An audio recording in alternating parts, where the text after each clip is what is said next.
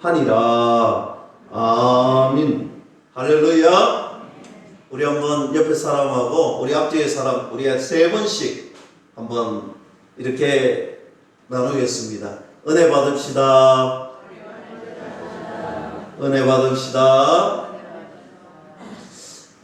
우리 이렇게 한번 씩씩하게 다시 한번 합시다. 기도하시면 더 잘 됩니다. 저 오늘 본문 말씀에서 사울이라는 한 사람을 만나게 됩니다. 우리가 너무 잘 알고 있는 사울이 신약의 사울입니다. 우리가 사울 이야기를 하면 구약의 사울 왕을 연상하기도 하지요. 그래서 저는 오늘 사울이라는 이름, 우리 은혜 받은 이후에 변화된 모습 바울이라는 이름으로 말씀을 함께 나누려고 합니다. 바울은 그럼 과연 어떤 사람, 누구였는가? 바울은 다소라는 고향을 가졌던 사람입니다. 다소라는 그 도시는 지금의 터키, 저 동남쪽에 있는 아주 비옥한 그런 평야지대입니다. 길르기아의 옛 수도이기도 합니다. 이 다소는 저 서쪽으로는 에게해와 그 소아시아 지역이 있고요. 또 동쪽으로는 그 시리아라는 동쪽에 있는 나라들이 포진되어 있습니다. 오늘 이 동쪽과 서쪽의 무역, 그러니까 쉽게 말하면 이 아주 발달된 도시였다. 많은 사람들이 밀집해서 살던 도시. 그래서 많은 사람들이 있으니 생각도 다르고 그들이 겪었던 모든 모습들이 달라요. 한마디로 문화가 다른 사람들이 밀집해서 살았던 고대의 가장 큰 무역로가 다소였습니다. 그러면 이 다소에 유명한 것이 무엇이 있었느냐? 두 가지가 있습니다. 첫째는 바울의 직업, 텐트 메이커죠. 장막 치는 기술을 가졌는데 사실 이 다소 지역에 염소털로 짠 직물, 이것을 킬리키움이라고 하는데 이 킬리키움 장막을 만드는 기술이 가장 뛰어났던 도시가 바로 다소였습니다. 그래서 바울은 이 장막을 가진 기술을 가졌던 유명한 사람이지요. 두 번째는 다소대학인데 이 다소대학에는 당시에 아우구스투스 황제의 스승이었던 오늘 아주 유명한 학자 아테노두루스라는 학자를 배출했고 수많은 학자들을 배출했는데 우리가 성경 말씀을 논할 때에 한 번쯤 들어봤을 스토아 학파라는 철학의 유명한 학파의 본거지, 요새가 되는 그런 대학이었습니다. 자연히 바울은 철학의 학문을 많이 배웠던 사람입니다. 그리고 바울의 집안은 굉장한 부자였을 것이다 라고 생각을 합니다. 바울이 태어나기 전 15년 전에 사실 개혁이 일어났습니다. 그곳에 개혁이 일어났기에 상당한 재력이 갖추고 있는 사람이 아니면 로마 시민권을 가질 수가 없습니다. 아주 부자 집안에만 로마 시민권을 가질 수가 있다라는 거죠. 바울이 로마 시민권을 가졌다라는 것은 굉장한 부자 집안의 사람이었다. 그래서 바울은 이 큰 무역로 다소에서 그가 배울 수 있는 직업군, 가장 유명한 텐트 장막을 만드는 기술을 배웠고 또 가장 유명한 학교에서 많은 학문들을 배웠습니다. 그래서 그의 학문은 대단했다. 그리고 그의 집은 부자였기에 이제 많은 학문을 배우고 유학을 갑니다. 예루살렘이라는 곳에 유학을 왔습니다. 아마 많은 철학적인 학문을 배웠고 예루살렘에 와서 그는 토라 학교에 입학을 해서 하나님의 말씀을 배웠습니다.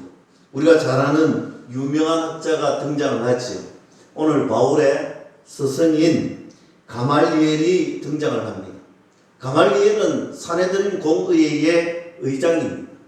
지금 우리나라에 비유한다면 대법원의 원장, 대법원장 그런 위치에 있는 유명한 사람인데, 이분은 얼마나 유명했느냐면 그의 별명이 잘 이야기합니다.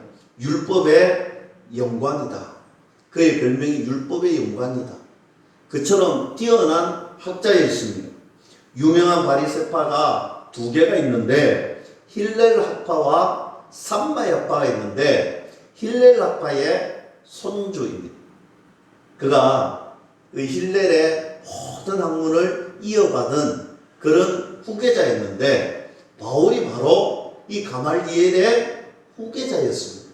가장 뛰어난 학문, 가장 뛰어난 학파, 가장 뛰어난 사람의 수제자가 되었다는 것이죠. 얼마나 똑똑한 사람, 얼마나 멋지고, 정말 사람들이 이렇게 정말 훌륭한 사람이라고 말할 만큼 바울은 학문과 지식과 재력을 가졌던 사람입니다. 그런데 어느 날 이 바울이 스데반 집사님의 설교를 듣게 됩니다. 설교를 들을 때 바울의 가슴 속에 분노가 일어납니다. 너무 큰 화가 일어나는 거예요. 오늘 스데반 집사의 설교를 요약하면 이런 것이죠. 오늘 예수님을 믿으면 구원을 얻는다. 오늘 예수님을 믿으면 구원을 얻고, 오늘 예수님이 우리가 그동안 성경에서 말했던 메시아다라고 이야기하는 거예요. 오늘 그 메시아인 예수님을 믿으면 구원을 받는다라고 스데반 집사님이 이야기를 합니다. 그래 화가 날 수밖에 없잖아요. 여러분, 우리하고 유대인들은 달랐어요. 오늘 예수님 당시에 유대인들은 토라를 배웠습니다. 오늘 성경 말씀을 배웠습니다. 그들에게 있어서 중요한 할례 의식이 있었습니다. 오늘 그 모든 것이 필요가 없다라는 거예요. 그들에게 가장 중요한 성경 메시지, 율법이 아무런 것이 아니다라고 이야기하는 거예요. 오늘 그들이 행했던 할례 의식이 아무것도 아니다라고 이야기하는 거예요. 오늘 그들이 믿었던 모든 성경의 기본 중의 기본을 파괴해버리는 거예요. 그러니 화가 나는 거예요. 그래서 사람들을 불러 모읍니다. 그리고 사람들을 선동합니다.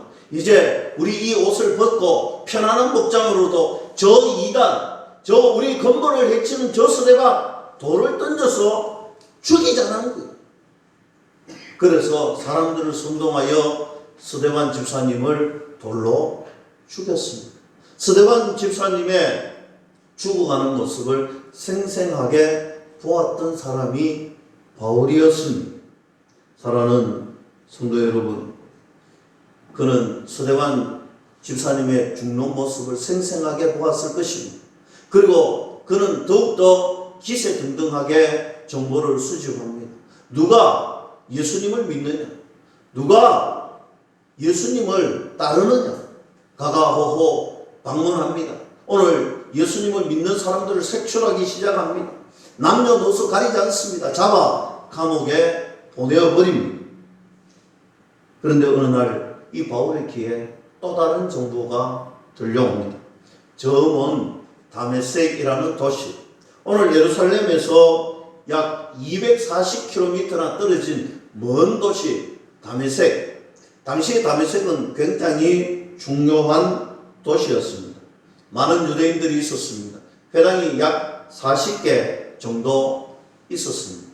그런데 정보에 의하면 그 유대인들의 회당에 많은 이들이 예수님을 따른다는 거예요. 예수님을 믿는다라는 거예요. 그래서 마음속에 또 다른 분노가 끓어오릅니다. 바울은 그 분노를 가지고 이 다메섹으로 큰 분노를 안고 떠나려고 합니다. 그래서 본문 말씀 1절에 보면 바울은 대제사장에게 찾아옵니다. 그리고 공문을 요청합니다. 이유는 간단합니다. 이스라엘을 떠난 사람들에게 영향력을 행사하려면 이 대제사장의 사인이 들어있는 공문이 있어야 가능했기 때문입니다.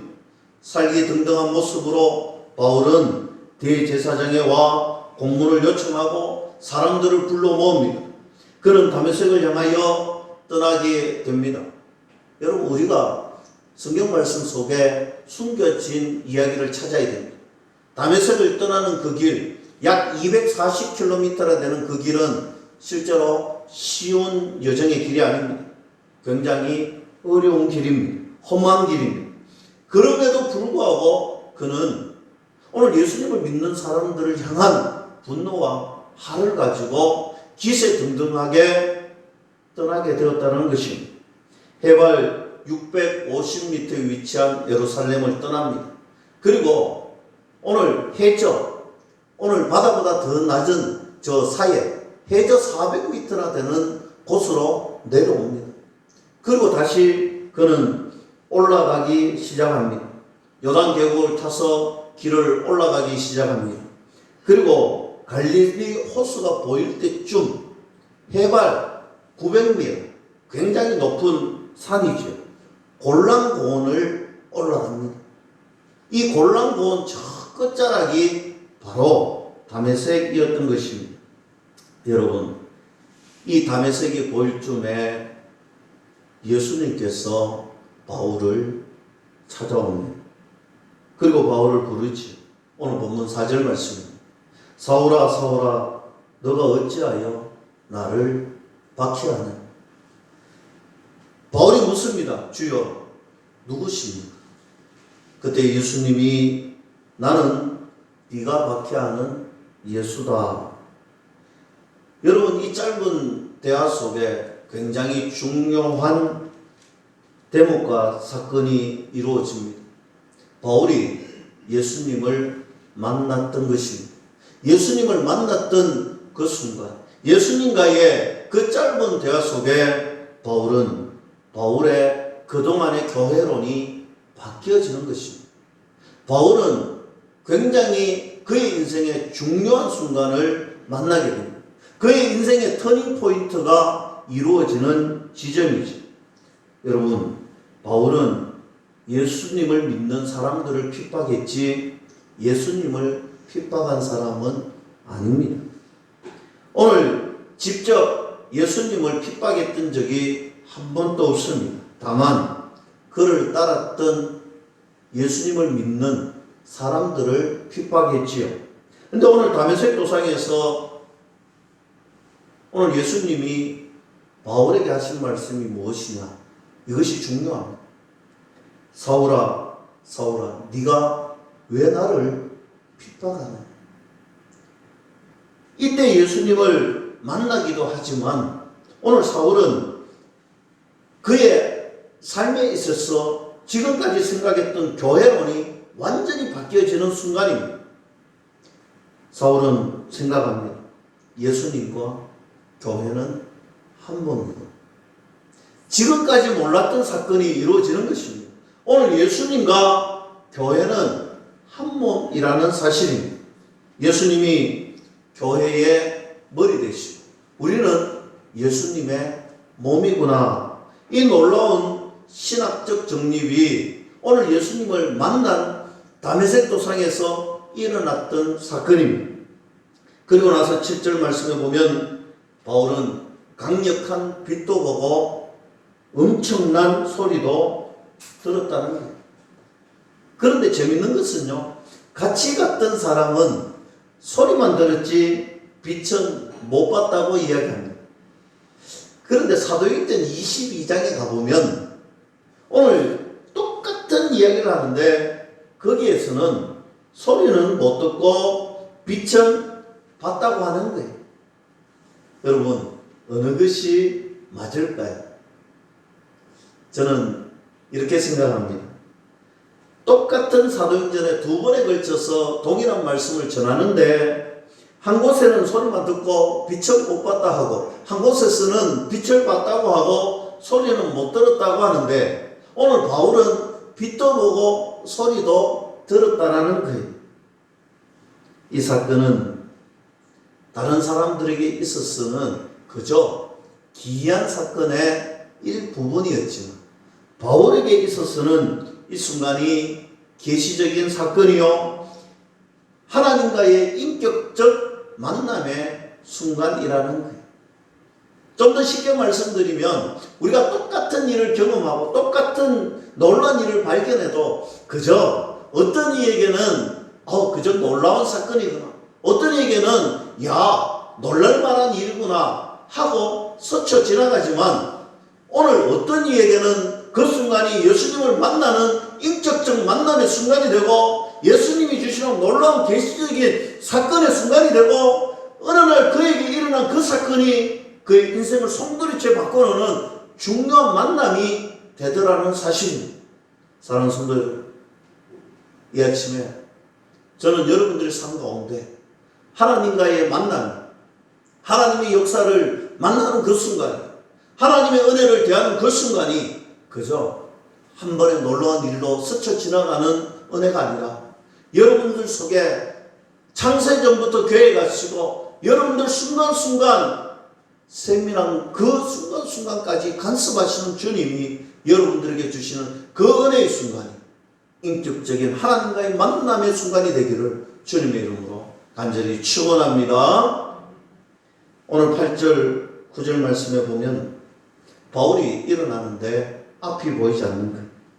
사흘 동안 보지 못합니다. 먹지도 마시지도 못합니다. 오늘 하나님께서 다메섹으로 가는 이 바울의 눈을 감추어 줍니다. 여러분, 다른 사람들도 이 사건, 동일한 사건을 보았잖아요. 그런데 유독 다른 이들에게는 나타나지 않는, 오직 바울에게만 나타나는 사건이잖아요.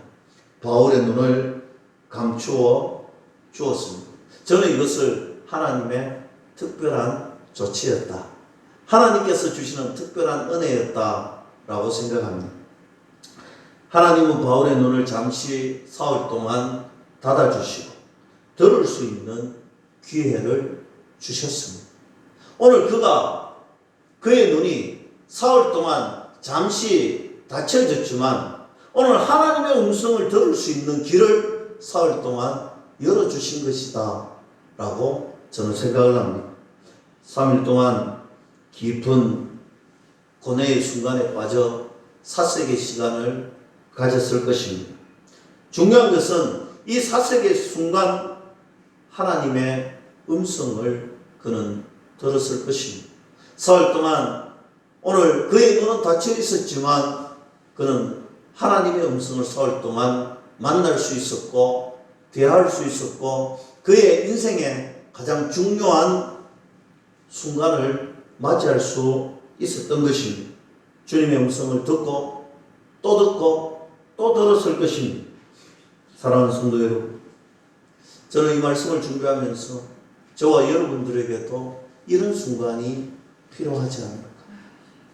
저와 여러분들의 삶에도 하나님을 만나고 또 만나고 또 만나는 하나님의 음성이 들려지고 계속해서 들려지는 이런 순간이 있어야 되지 않을까.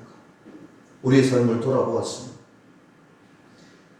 우리의 순간순간 얼마나 이런 순간이 있었을까. 우리의 시간 속에 하나님의 음성을 얼마나 들어보았을까.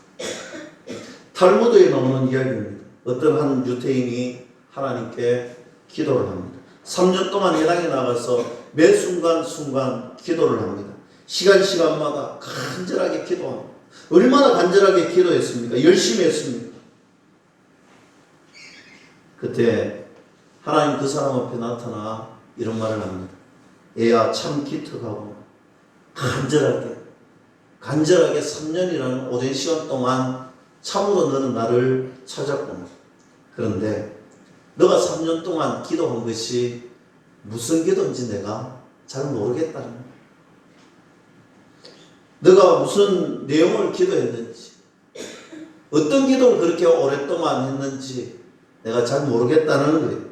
그러나 너가 기도한 것이 3년 동안 기도한 것이 얼마나 기특한지 내가 너의 기도 3가지를 들어줄 테니 3가지만 기도해라 라고 이야기를 했다고 합니다. 유대인이 생각합니다. 3가지의 기도, 하나님이 들어주신다고 약속하셨던 이 3가지의 기도 무엇을 해야 할까? 그래서 첫 번째 기도, 하나님께 이렇게 기도합니다. 하나님, 많은 사람들로부터 사랑받게 해주세요. 기도에 응답이 이루어집니다. 여러분, 많은 사람에게 사랑받는다는 게 참 좋은 일인 것 같지요. 너무 행복한 일인 것 같지요. 그런데 기도의 응답이 이루어졌습니다. 회당을 나섰습니다. 나서는 순간 많은 사람들이 찾아옵니다. 그리고 사랑한다는 것, 때로는 여러 가지 직분을 가진 사람, 좋은 사람들도 오지만 그러나 상대하고 싶지 않는 사람들도 찾아와서 사랑을 표현합니다. 하루 종일 너무나 많은 사람들이 찾아와서 사랑해 주는 거예요. 너무 피곤합니다. 녹초가 되었습니다. 그래서 그날 밤에 두 번째 기도를 합니다. 하나님, 너무 피곤합니다. 제가 아까 드렸던 기도 물리쳐 주세요. 하나님이 응답 주십니다. 그 기도를 물리쳐 주셨습니다. 남은 것은 한 가지입니다. 밤새도록 고민하고 또 고민하고 또 고민하고 이제 한 개 남았는데 어떤 기도를 해야 할까? 그래서 그가 회당에 가서 기도합니다. 하나님, 무엇을 기도해야 될지 잘 모르겠습니다. 한 개 남은 이 기도 무엇을 해야 될지 모르겠는데 하나님 가르쳐 주세요. 하나님께서 이 사람에게 나타나셔서 말씀합니다. 얘야, 나는 너라면 이렇게 기도했을 것 같아. 솔로몬처럼 지혜를 주시옵소서. 탈무드에 나오는 이야기입니다. 여러분, 솔로몬은 아버지로부터 많은 영토와 부와 많은 것을 물려받았습니다. 요즘은 대통령 선거 이후에 우리가 생각해 보면 우리는 대통령 제도를 하지만 행정부가 있고 입법부가 있고 사법부가 있고 많은 것이 분리되어 있습니다. 그러나 당시에는 왕이 이 모든 것을 혼자서 해야 했습니다. 나라가 크면 클수록 더 심했겠지요. 솔로몬은 그래서 하나님 앞에 1000번제를 올려드립니다. 기도합니다. 또 기도합니다. 그때 하나님이 솔로몬에게 말씀하시죠. 참 기특하구나. 너가 구하는 것을 내가 들어줄 테니 구하라고 했을 때 솔로몬은 딱 한 가지로 구합니다. 하나님, 지혜를 주시옵소서. 하나님 마음이 너무 흡족해서 솔로몬에게 이야기합니다. 너가 참 기특하구나. 너의 기도가 기특하여 너가 구하지 아니한 것도 내가 주겠다라고 말씀하시지요. 여러분, 지혜가 무엇인 줄 아십니까? 지혜는 레보 쇼메아라 히브리어로 듣는 마음입니다. 솔로몬은 지혜를 구했습니다. 듣는 마음을 달라는 것이죠. 하나님, 제가 나라를 다스려야 되는데 내 마음, 내 생각, 내 뜻대로가 아니라 하나님의 마음을, 하나님의 생각을 듣게 해달라는 거예요. 하나님의 생각대로, 하나님의 뜻대로 이 나라를 다스릴 수 있는 은혜가 있게 해달라는 거예요. 하나님이 주시는 뜻과 은혜 속에 이 나라의 백성들을 잘 다스릴 수 있도록 백성의 마음을 들을 수 있게 해달라는 것이었습니다. 여러분, 얼마나 기특합니까? 듣는 것이 참으로 중요합니다. 잘 들으면, 듣는 마음을 가지면 무한한 은혜가 주어집니다. 하지만 듣는 마음이 닫혀지면요, 그 마음이 완악해집니다. 우리가 요즘 새벽기도회에 10가지 재앙을 우리가 말씀을 나누고 있는데 바로의 마음이 완악해졌더라. 왜 완악해졌습니까? 하나님이 아무리 말씀해주고 하나님이 아무리 들려주어도 바로의 마음이 닫혀 있으니까 듣지를 안 하는 거예요. 하나님 말씀을 듣지 않으니까 그의 마음이 완악해지더라는 것입니다. 사랑하는 성도 여러분, 우리의 마음은 어떻게 해야 잘 들을 수 있을까요? 우리의 마음이 잘 들으려면요, 하나님의 음성이 들려지도록 우리의 마음을 열고 우리의 생각을, 우리의 마음을 주님께 드려야 되는 것입니다. 이 아침에 저와 여러분들은 얼마나 하나님 마음을, 하나님의 음성을 잘 듣고 있는지 생각해 봤으면 좋겠어요. 우리는 얼마나 우리의 삶 속에 하나님의 음성을 듣고 살아가는지, 하나님 말씀하실 때마다 그 말씀 앞에 순복하고 무릎을 꿇습니까? 하나님 말씀할 때 아멘, 그 말씀에 아멘 하십니까? 혹여나 내 입술은 아멘인데 내 삶은 아멘하지 못하고 있습니까? 내 입술이 아멘했다면 내 삶도 아멘이어야 되는 것입니다. 그렇지 못할 때 우리는 하나님의 음성을 못 듣고 안 듣고 있는 것일 것입니다. 듣는 마음이 필요합니다. 이 듣는 마음을 가지려면 보는 것을 멈춰야 합니다. 우리는 얼마나 많은 것을 보고 살아갑니다. 눈이 피곤할 정도로 보고 살지 않습니다. 핸드폰을 얼마나 자주 봅니까? TV 시청을 얼마나 자주 하고 있습니다. 사랑하는 성도 여러분, 우리가 주변을 돌아다니면서 무언가를 보는 것을 쉬지 않습니다. 그러나 정작 듣는 것에는 소홀히 하고 있지 않습니다. 저는 믿음의 자녀들이 보는 것을 잠시 멈추고 듣는 것에 집중할 수 있기를 주님의 이름으로 간절히 축복합니다. 여러분 삶에 들을 수 있는 은혜가 있어야 된다. 하나님의 세밀한 음성을 들을 수가 있어야 된다.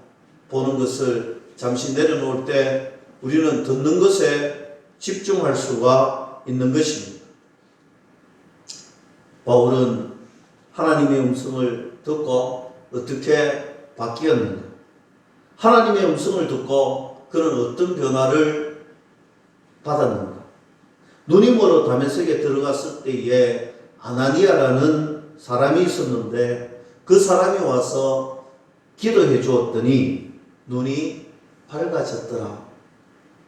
그리고 9장 20절 우리가 읽진 않았지만 핍박자 바울이 전도자 바울로 바뀌는 역사가 일어납니다. 그는 곧장 거리로 달려가 오늘 예수 그리스도를 전하는, 예수님을 전하는 핍박자 바울이 전도자 바울로 바뀌는 은혜가 일어나더라는 것입니다. 예수님을 싫어했던 사람이 예수님의 사람이 되는 순간으로 바뀌었다는 것입니다.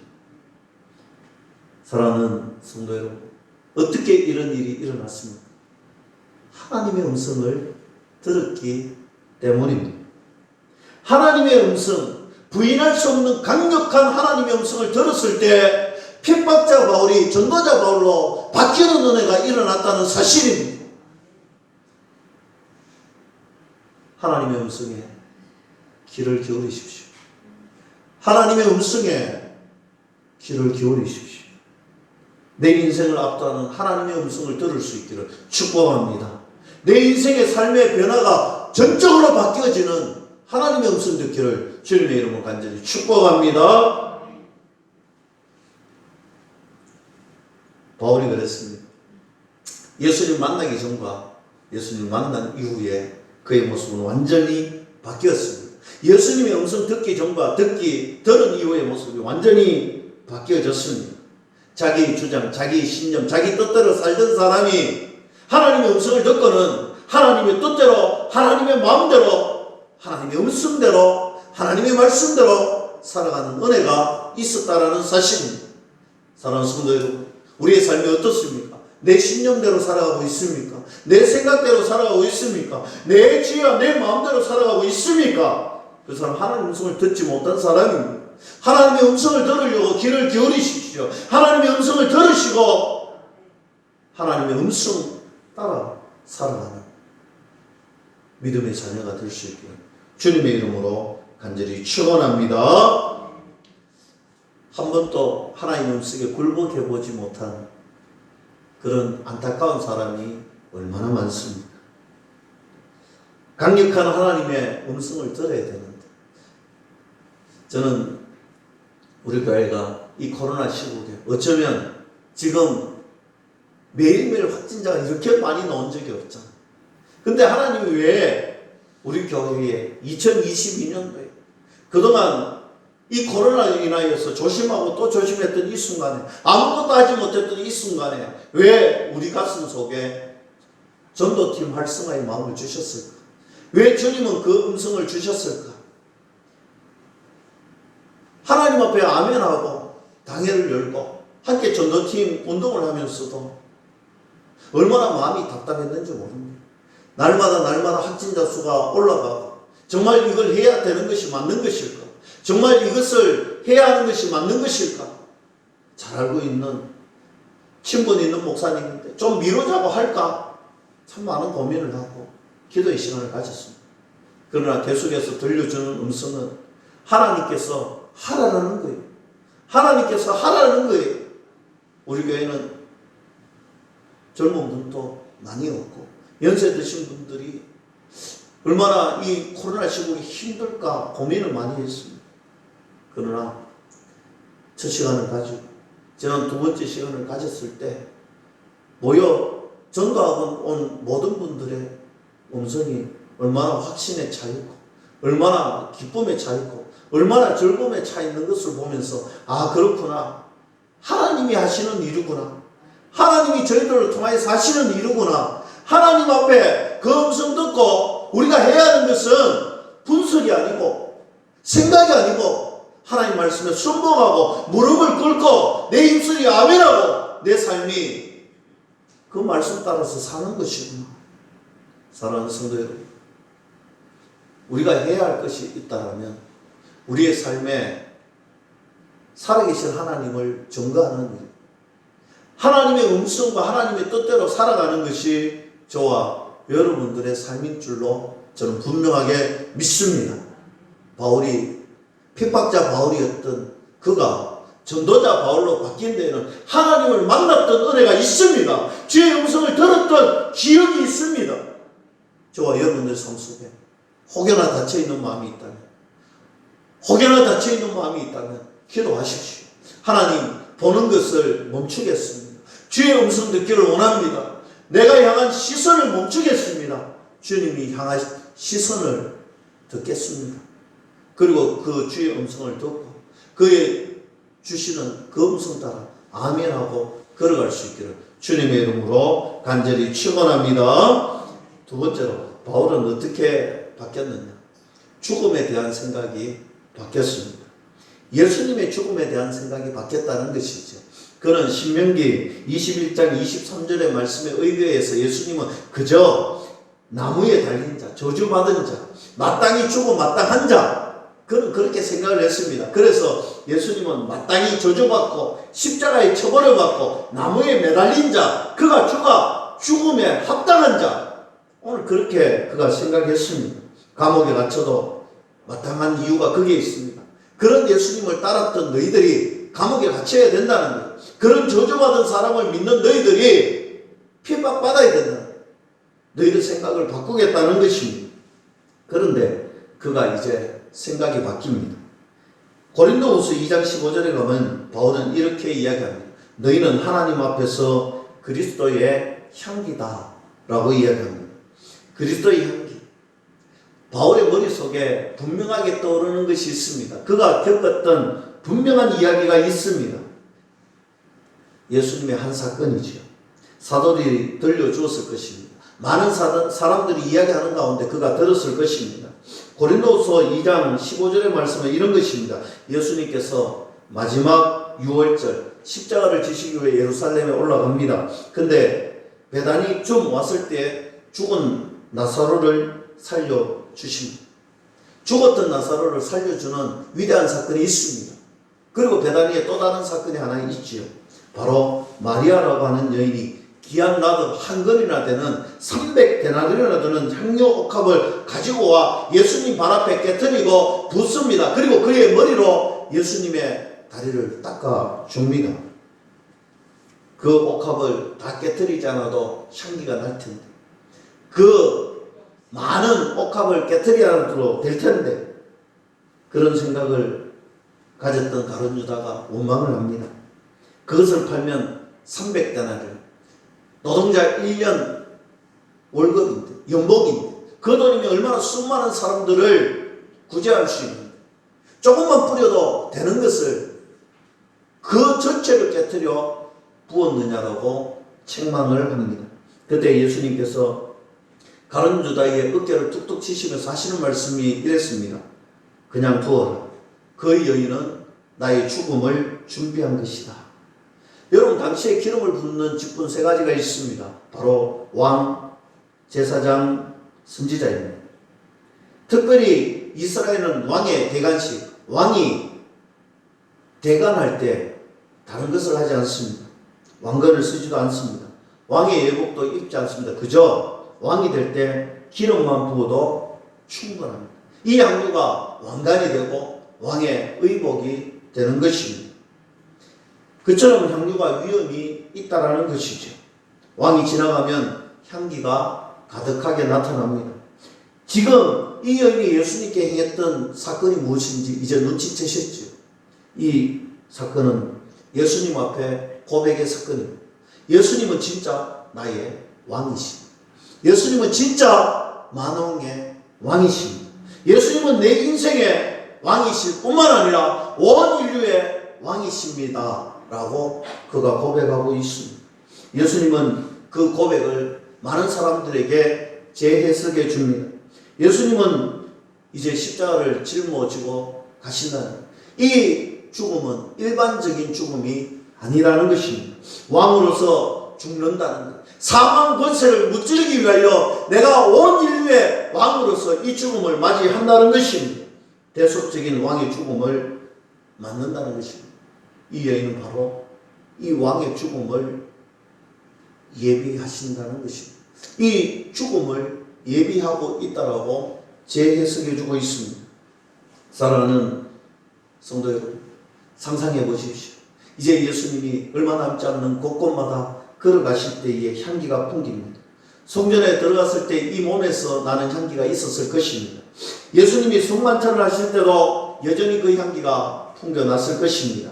겟세마네 동산에서 기도하실 때도 그 향기가 풍겨졌을 것입니다. 심지어 예수님이 십자가를 짊어지실 때도 그 향기는 풍겼을 것입니다. 예수님이 십자가에 못 박힐 때도 그 향기가 났을 것입니다. 지울 수 없는 그 향기를 생각하면서 너는 바로 그 예수님의 향기다라는 것. 왕으로서 대속적인 죽음을 가지신 온 인류를 사랑하셨던 그 예수님의 향기가 바로 너희들의 향기다라고 말씀하고 있는 것입니다. 바울은 예수님의 죽음에 대한 생각이 완전히 바뀌었습니다. 그래서 그는 이런 고백을 할 수가 있는 것이죠. 하나님을 만나고 예수님의 음성을 들었던 바울은 위대한 고백을 하고 있는 것입니다. 놀라운 변화와 은혜의 삶은 바로 예수님의 음성을 들을 때 이처럼 가능하다는 것이죠. 말씀을 맺겠습니다. 그럼 저와 여러분들에게 필요한 것이 무엇일까요? 바로 예수님의 음성입니다. 눈을 감으십시오. 보는 것을 잠시 내려놓으십시오. 하나님의 음성에 귀를 기울이시고 여러분들의 마음을 여십시오. 그리고 기도하십시오. 주님, 말씀하여 주시옵소서. 주의 종이 말씀 듣기를 원합니다. 주의 종이 주의 말씀 듣고 따르기를 원합니다. 오늘도 하나님의 말씀을 주시옵소서. 내가 그 말씀을 듣고 가는 것이 아니라 오늘 그 말씀 앞에 무릎을 꿇겠습니다. 하나님께서 말씀해 주시고 지적해 주신 이 자리에서 결단하고 걸어가겠습니다. 오늘 또 이 자리에서 주신 말씀 붙들고 우리의 삶에 아멘하며 걸어가겠습니다. 내 삶 속에 하나님 말씀대로 살아가겠습니다. 이 고백이 저와 여러분들 고백이 될 수 있기를 주님의 이름으로 간절히 축원합니다. 기도하겠습니다. 하나님 아버지 감사합니다.